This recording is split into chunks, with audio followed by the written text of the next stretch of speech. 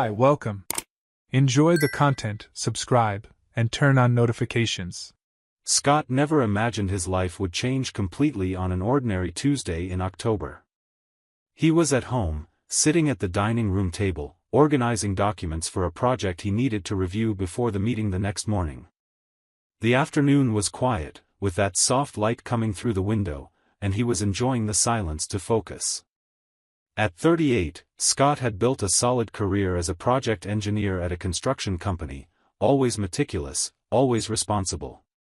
His marriage to Hannah seemed just as stable. 11 years together, well-established routines, and trust he'd never questioned. His phone buzzed on the table. Scott glanced at it absent-mindedly and saw Hannah's name on the screen. He picked up the phone and read the message, "I'm working late tonight, urgent presentation for a client early tomorrow. Don't wait up for dinner." He typed a quick reply, something like, "Okay, good luck with the presentation," and turned his attention back to the papers in front of him. Hannah was a marketing manager at a large company, and last-minute presentations weren't unusual. He understood her pressure, always had. But then the phone buzzed again. Scott picked it up, expecting an emoji or a "thanks" from her. What he saw on the screen made time stop. The message said, "Same hotel, but it has to be quick, my husband's getting suspicious." He blinked, reread it, tried to process it. The words made no sense, certainly not coming to him. My husband's getting suspicious. She was talking about him. To someone else. Scott felt something strange in his chest, a pressure that grew as he read the message for the third, fourth time. It couldn't be. It had to be a mistake, some kind of mix-up. He stood up from his chair, walked to the window, came back, and looked at the screen again. The message was still there, real, undeniable. Hannah had sent it to him by accident. The phone slipped slightly in his sweaty hand. Scott took a deep breath, trying to stay calm, but his mind was already racing. Same hotel. That meant it wasn't the first time. It meant routine, planning, repetition. And she thought he was getting suspicious? He hadn't suspected a thing until 5 minutes ago. Scott didn't reply to the messages. He stood in the middle of the living room, the silence in the house now oppressive. He needed to think, needed to understand. He couldn't just call Hannah and confront her based on a single message. Or could he? No, he needed more information. He needed to be sure. Anger was starting to boil beneath his attempt to rationalize everything. He walked back to the table, opened his laptop, and logged into their shared bank account. His eyes scanned the statements from the past few months. And then he started to see things. Charges from restaurants he didn't recognize. Small purchases at gift shops. Nothing alarming on its own, but now, in this new light, everything looked suspicious. Scott picked up his phone again and opened the car location app for Hannah's vehicle. They'd shared locations years ago, after she'd broken down on the highway and he'd been able to find her quickly. They'd never turned it off. He'd never had a reason to check it, until now. He pulled up the location history and felt his stomach sink. Over the past few weeks, her car had repeatedly gone to a specific address, a hotel about 15 minutes from her office. Not just once or twice. 6, 7, 8 times in the last month. Always on days she'd said she was working late. He closed the laptop harder than he'd intended. The house felt smaller, the air heavier. Scott walked to the kitchen, filled a glass with water, and drank it all in one go. He needed concrete proof. He needed to know who. He needed to know how long. That night, when Hannah came home around 10:30, Scott was already in bed, pretending to sleep. She entered the room quietly, took a shower, and lay down beside him. He felt the mattress dip slightly under her weight, smelled the shampoo she always used. Everything so normal. So familiar.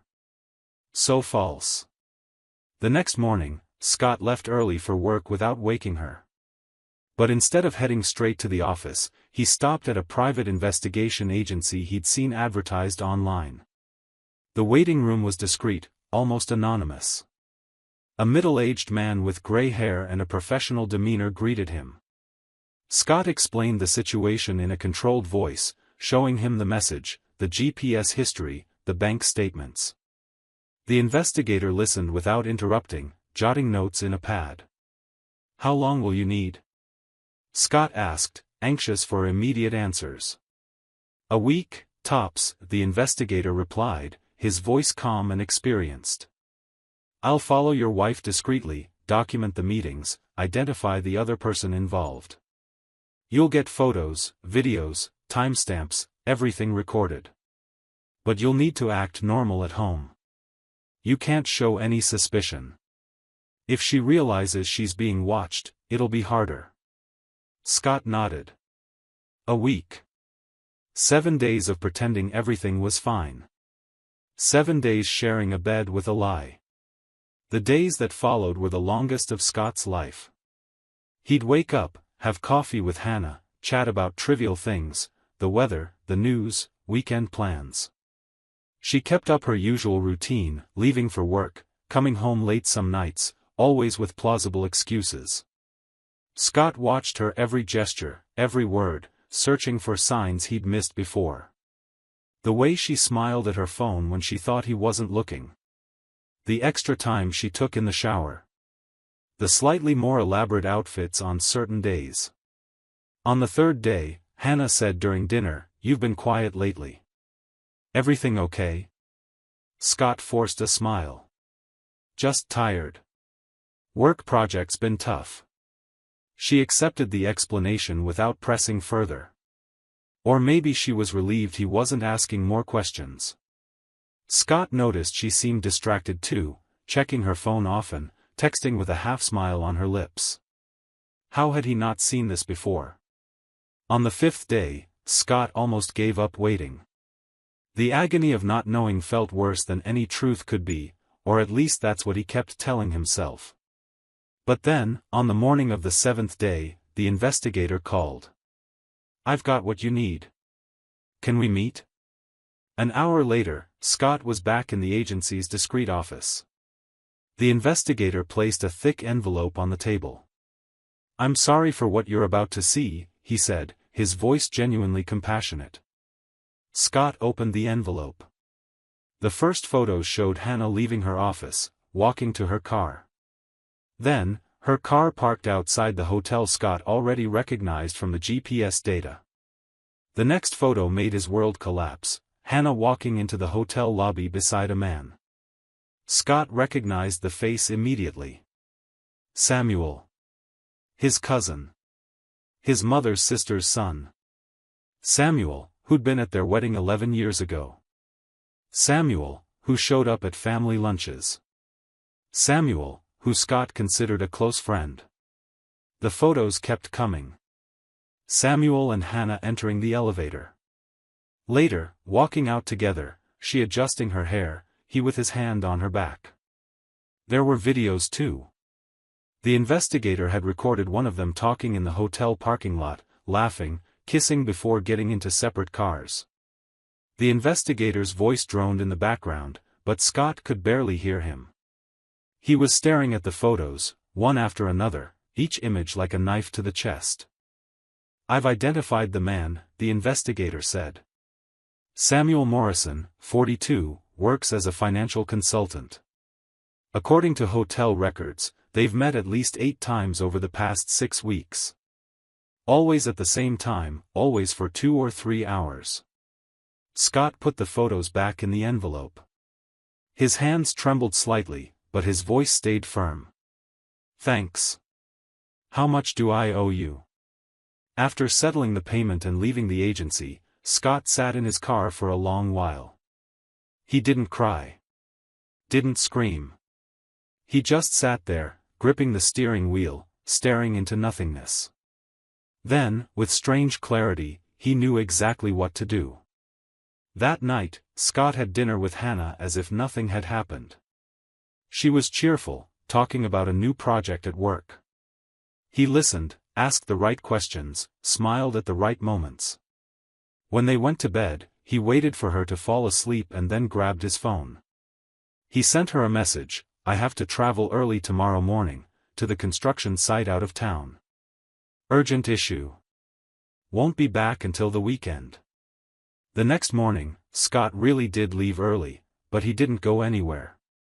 He knew, from the pattern the investigator had documented, that Thursday was one of their usual meeting days.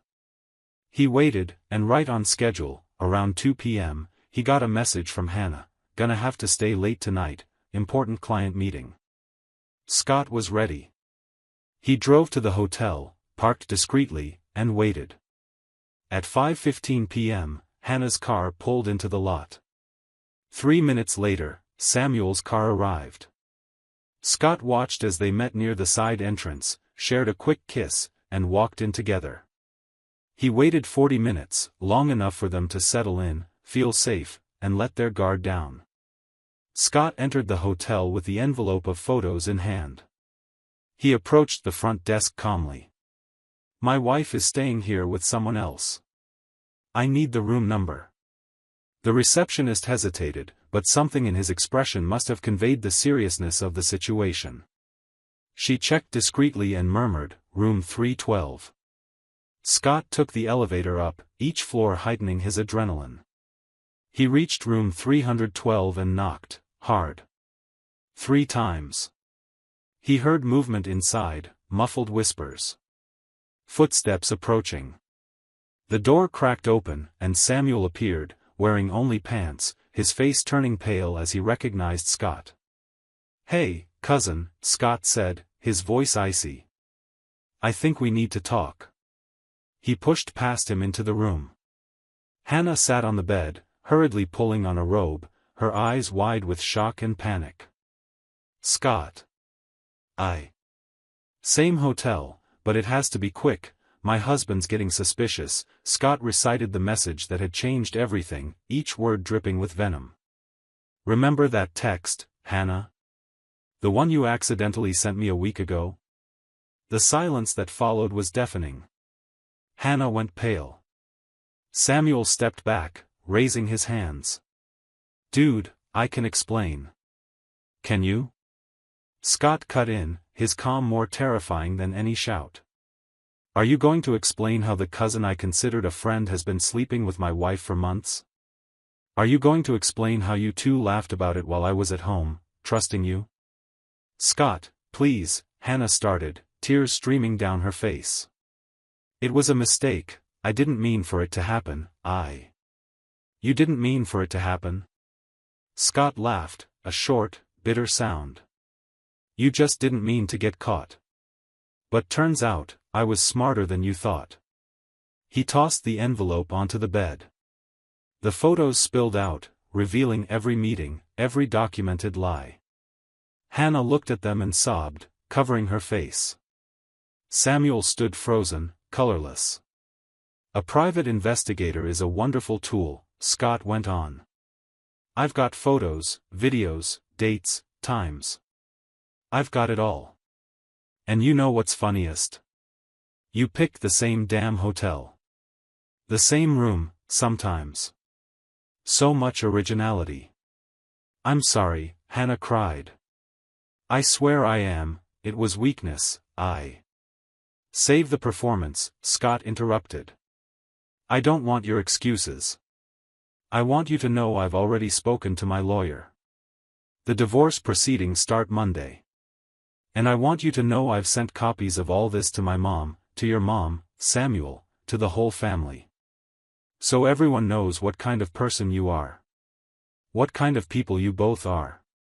Samuel finally found his voice. "Scott, she came on to me. I was vulnerable, Scott turned to him with pure contempt in his eyes. "Don't go blaming her alone now. You both made choices. Every time you met here, every time you lied, every time you laughed behind my back, choices." Hannah stood up from the bed, trying to approach him. "Scott, please, we can talk about this, we can try." "We've got nothing to talk about," he said, stepping back. You destroyed 11 years in cheap hotel rooms. You destroyed our family. And Samuel, you destroyed yours too, because I guarantee your mom already knows. I called her before coming here. Samuel's face drained of even more color. He staggered slightly, leaning against the wall. Scott looked at them both one last time, Hannah crying on the bed, Samuel slumped against the wall as if the world had collapsed. And maybe it had. You deserve each other, he said, turning toward the door. Enjoy it. He left the room, took the elevator down, walked through the lobby. A few people glanced his way, maybe sensing the tension, but Scott didn't care. He got in his car and, finally alone, allowed himself to feel it. But it wasn't tears. It was anger. Relief. Certainty that he'd done the right thing. In the weeks that followed, Scott's life turned upside down, but he kept control. His lawyer was efficient. Hannah tried to contest the divorce, tried to claim part of the house and investments, but the evidence was undeniable. Documented adultery, with the spouse's own cousin, constituted a total breach of trust. The judge was clear, divorce granted, assets divided in Scott's favor. Hannah lost more than just the marriage. At her job, word got around. Some co-workers who'd known about the affair and never said anything started avoiding her. Others openly judged her. Her reputation was ruined. She called Scott many times in the first few weeks, sending long messages begging for forgiveness, for a chance to explain, to start over. He blocked her number. Samuel faced even worse consequences. His family, especially his mother, was devastated. He was excluded from family gatherings, birthdays, holidays. The weight of betraying family was unbearable for everyone. Even his own sister stopped speaking to him. Samuel tried to justify himself, saying it just happened, that they never meant to hurt anyone, but no one wanted to hear it. Scott, on the other hand, found unexpected support. True friends showed up, offering emotional backup. His mother, though heartbroken by her nephew's betrayal, stood firmly by her son. She'd say, eyes glistening, "You deserve someone who values you." Hannah never did. 6 months after the confrontation at the hotel, Scott was different, not fully healed, but stronger. He sold the house he'd shared with Hannah and bought a smaller, more modern apartment in a neighborhood he'd always wanted to live in. He started going to the gym, picked up old hobbies he'd abandoned. He went out with friends, traveled alone for the first time in years. He discovered that enjoying his own company was liberating. A year after the message that changed everything, Scott was at a cafe near work when he saw Hannah. She was sitting alone in a corner booth, scrolling through her phone, looking tired. Her hair was shorter, she seemed thinner, and her eyes held a sadness Scott had never seen before. Hannah looked up, saw him, and for a moment, they just stared at each other. She raised her hand timidly, as if to call him over. Scott looked at her for one more second, then simply turned and walked out of the cafe. Not with anger. Not with pain. Just indifference. He realized Hannah no longer had any power over him. She was just someone he'd once known, in another life. As he walked down the street under the afternoon sun, Scott felt something he hadn't felt in a long time, peace. Not the peace of someone who'd forgotten or easily forgiven, but the peace of someone who'd moved on and built something new. The betrayal had nearly destroyed him, but in the end, it revealed a freeing truth. He was stronger than he'd ever imagined. And he deserved more than crumbs of loyalty. Life went on, and now, for the first time in a long while, Scott was excited to see what came next. Thank you for watching the video. If you enjoyed it, don't forget to subscribe to the channel and turn on notifications so you won't miss any updates. See you next time.